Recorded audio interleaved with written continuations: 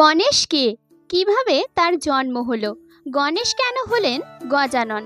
গণেশ পূজায় তুলসী পাতা কেন বর্জিত? কেন সকল পূজার আগে গণেশ পূজা করা হয়? এবং গণেশ কেন একদন্ত? এই প্রশ্নগুলির উত্তর এবং গণেশের অষ্টোত্তর শতনাম জানাবো আজকের এই ভিডিওটির মাধ্যমে। তাহলে চলুন আজকের ভিডিওটি শুরু করা যাক। গণেশ হলেন সমৃদ্ধি, বুদ্ধি এবং জ্ঞানের দেবতা। তিনি আবার তিনিই হলেন বিঘ্ননাশক, সিদ্ধিদাতা গণেশ, জগৎপিতা মহাদেব এবং শঙ্করীর পুত্র তিনি। স্কন্দপুরাণ মতে ভাদ্র মাসের শুক্লপক্ষের চতুর্থ তিথিতে জন্ম হয় সিদ্ধিদাতা গণেশের। লোকবিশ্বাস, ভক্তি ভরে নিয়ম মেনে গণেশ চতুর্থীর দিন সিদ্ধিদাতার পূজা করলে তার আশীর্বাদ মেলে। 2024 সালের 7 সেপ্টেম্বর শনিবার এই গণেশ চতুর্থী। কিন্তু জানেন কখন শুরু আর কখন শেষ তিথি? বিশুদ্ধ সিদ্ধান্ত পঞ্জিকা মতে চতুর্থী তিথি শুরু হচ্ছে 21 ভাদ্র শুক্রবার, অর্থাৎ ইংরেজি ক্যালেন্ডার অনুযায়ী 6 সেপ্টেম্বর শুক্রবার দুপুর 3:03। চতুর্থী তিথি শেষ হচ্ছে 22 ভাদ্র শনিবার, অর্থাৎ ইংরেজি ক্যালেন্ডার মতে 7 সেপ্টেম্বর শনিবার বিকাল 5:38। গণেশ হিন্দু দেবতা। শিব ও পার্বতীর পুত্র গণেশ সিদ্ধিদাতা হিসেবে বিশেষভাবে পূজিত হন। তিনি খর্বাকৃতি, ত্রিনয়ন, চতুর্ভুজ এবং হস্তি মস্তক। শঙ্খ, চক্র, গদা পদ্মধারী গণেশের বাহন হল ইঁদুর। গণেশ মঙ্গল ও সিদ্ধির জনক বলে সব দেবতার আগে তাকে পূজিত করা হয়। গণেশের গজানন এবং একদন্ত হওয়ার পেছনে পৌরাণিক কাহিনী বিদ্যমান।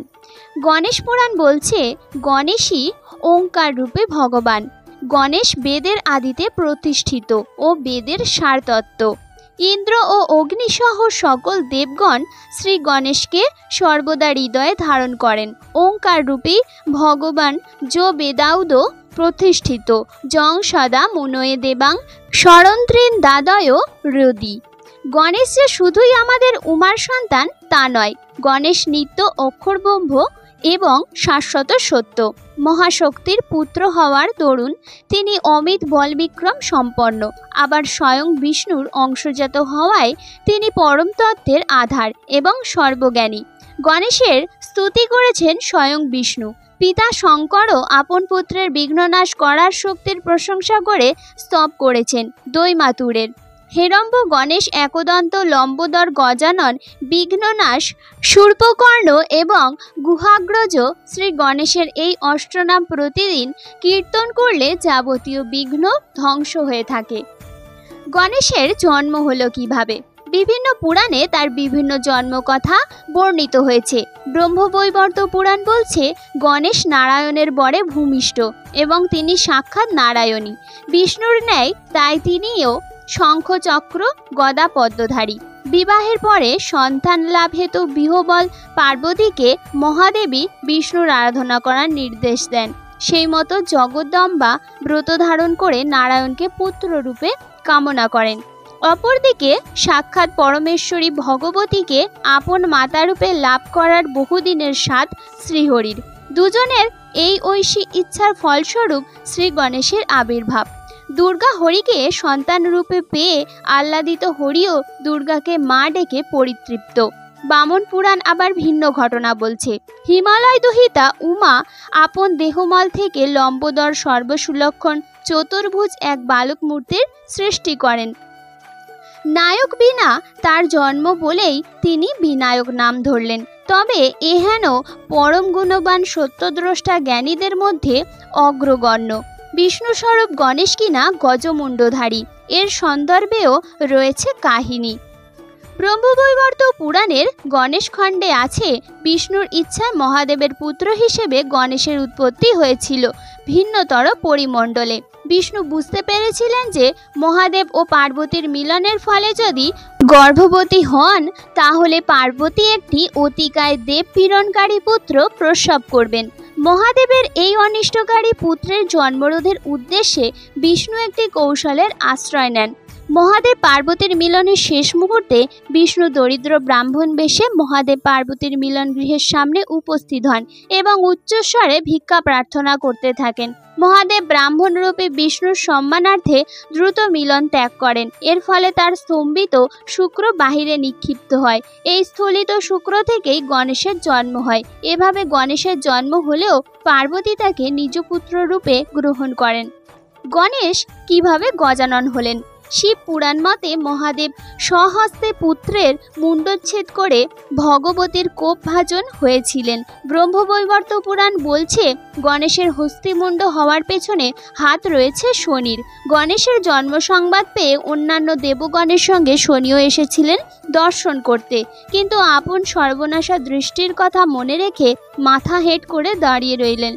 শনির এহেন আচরণে দুর্গা অসন্তুষ্ট হয়ে বারংবার সন্তানের মুখ দেখতে পিড়াপিড়ি করায় শনি তাকানো মাত্র গণেশের মুণ্ড উড়ে গেল। হাহাকার শব্দ করতে তখন শিবের নির্দেশে নারায়ণ গিয়ে পুষ্পভদ্রা নদীর তীরে গভীর জঙ্গলে উত্তর দিক মাথা করে ঘুমিয়ে থাকা এক হাতির মস্তক কেটে নিয়ে এলেন।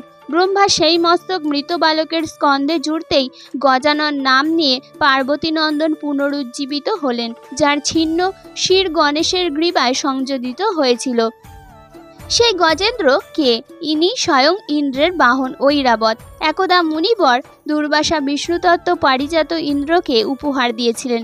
মদগর্ভে গর্বিত ইন্দ্র সে পারিজাত নিজে গ্রহণ না করে অবজ্ঞাবশে তা স্থাপন করে ঐরাবতের মস্তকে।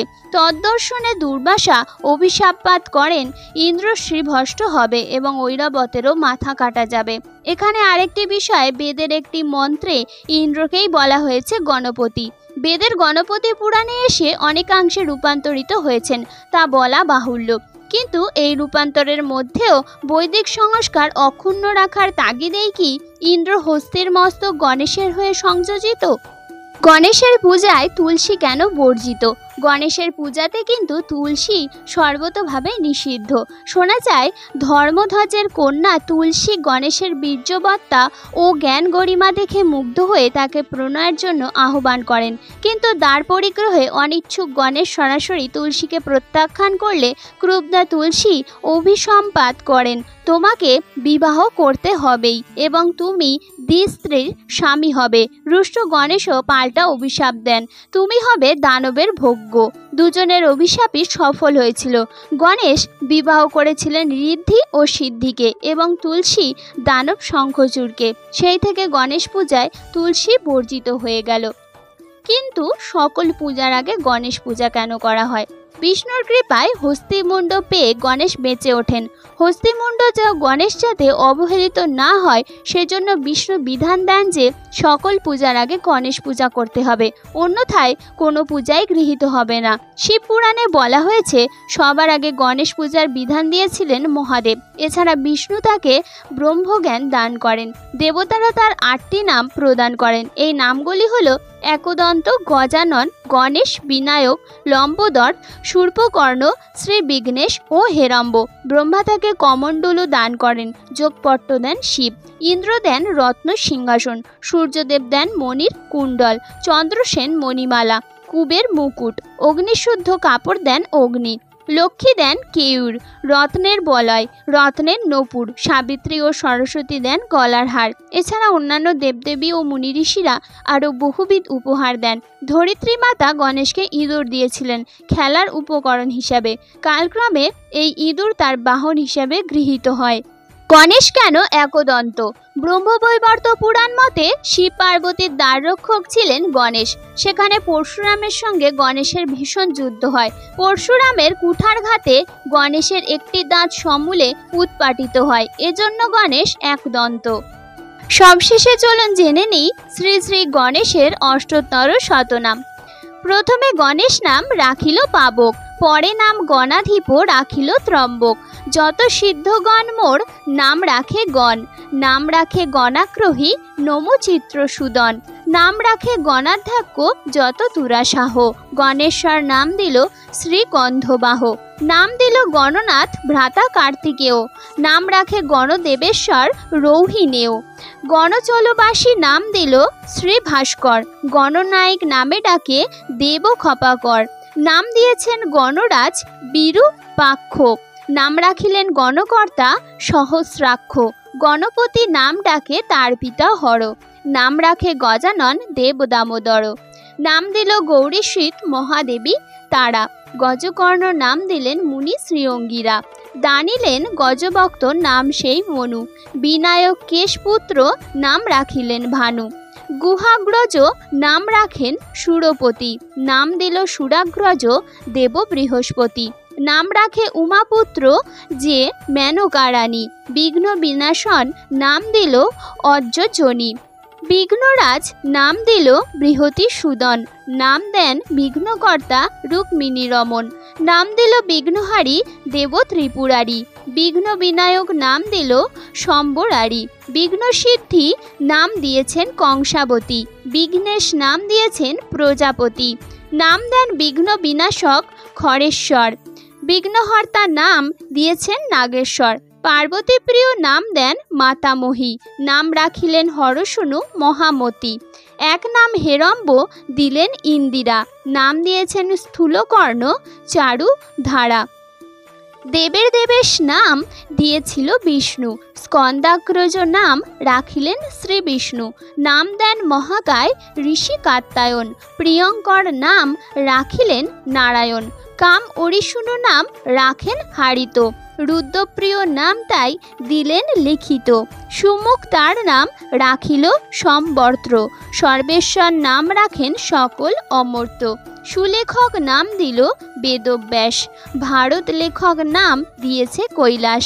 ভালোচন্দ্র নাম ভালো দিয়েছে উষণা। অভীষ্টদায়ক নাম দেন দেবসেনা।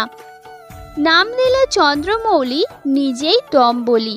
মিশিকবাহন নাম দিয়েছে মাতালি। বজ্রতুণ্ড নাম দিয়েছেন বর্জানী। পাশহস্ত নাম দিল ইন্দ্রায়ুধ শম্ভ। শুভদাতা নাম দিয়েছেন আপস্তম্ভ। অত্রি দিয়েছেন ত্রিলোচন ভালো নাম। মাতা জগদ্ধাত্রী দিল চতুর্ভুজ নাম। একদন্ত রাখে নাম শ্রেষ্ঠ ঐরাবত। বিকট আর নাম রাখেন মরুত। রাখিলেন সিদ্ধি নাম মহর্ষি গৌতম। সিদ্ধি সেনাগ্রজ নাম রাখেন সৃজম। সিদ্ধিদাতা নাম ভালো রাখেন বিষ্ণুরথ। সিদ্ধি বিনায়ক নাম রাখে সাতাতপ। নাম রাখে সিদ্ধযোগী ঋষি বাচস্পতি। সিদ্ধসাধক নাম রাখে পশুপতি। সিদ্ধিরূপ নামেতে ডাকে সুরজ্যৈষ্ঠ। নাম রাখে সিদ্ধদেব শুনু গ্রহশ্রেষ্ঠ। যজ্ঞসিদ্ধি নাম রাখিলেন ক্রতু। মন্ত্রসিদ্ধি নাম রাখিলেন শতক্রতু। যোগসিদ্ধ নাম ডাকে সংখ্যা কপিল। জপাসিদ্ধি নাম রাখিল অনিল। দানসিদ্ধি নাম রাখে দৈত্যরাজ বলি। কর্মসিদ্ধি নাম রাখিলেন মহাশুলি। নাম রাখে কামসিদ্ধি দত্তাত্রেয় ঋষি। তপসিদ্ধি নাম রাখে শাণ্ডিল্য মহর্ষি। সর্বসিদ্ধিদাতা নাম রাখেন দেবর্ষি। দনিল সর্বজ্ঞ নাম জনক রাজশ্রী। সহিত নাম রাখেন শ্রীদক্ষ। তার নাম দানিলেন ঋদ্ধিত ঋভুক্ষ। ঋতজ্ঞান নাম দানিলেন বিরিঞ্চি। ঋতধাম নাম দিয়েছেন শ্রীমরিচি। ঋতম্ভরা নাম দিয়েছেন পাতঞ্জল। দিলেন ঋতম নাম সপ্তর্ষি মণ্ডল। সপ্তম আর নাম রাখেন পুলহ। গুণতীব্তম নাম দেন পিতামহ। নাম দিয়েছেন পুরুষম শ্রী পুলস্ত। কৃষ্ণ পিঙ্গলাম নাম দিলেন অগস্ত। শুদ্ধাত্মার নাম তবে দিলেন কর্দম। মহামৃত্যুসূত নাম দানিলেন যম। ভক্তবৎসল নাম রাখেন ইন্দ্রাণী। সর্বভীষ্টপ্রদ নাম রাখিল রোহিণী। শৈলাসুতা সুত নাম রাখে হিমালয়। ভক্তের পরমাগতি বলেন মৃত্যুঞ্জয়। দীর্দালন নাম দিয়েছেন খগেশ্বর। সর্বশুভঙ্কর নাম রাখিল শঙ্কর। বিনায়ক নাম ভালো দেন বিনায়িকা। দৈমাতুর নাম দিলেন চণ্ডিকা। বরেণ্য নাম দিল স্বয়ং ভার্গব। ভর্গ নাম দিয়েছেন ভক্ত ধ্রুব।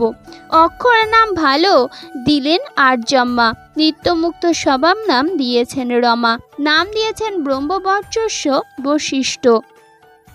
ব্রহ্মভুয় নাম রাখিলেন সুরজ্যেষ্ঠ। ব্রহ্মযোগ নাম রাখিলেন বিশ্বামৃত্য। সুব্রহ্মণ্যগ্রজ নাম ডাকেন শ্রীমিত্র। প্রণবস্তুরূপ নাম হন সনাতন। অদ্বৈত স্বরূপ হন জগত কারণ। অর্যস্তম্ভীর স্বরূপ আর এক নাম ব্রহ্মরূপ। জ্যোতি দ্বৈত স্বয়ং জ্যোতি পূর্ণ ব্রহ্মস্বরূপ।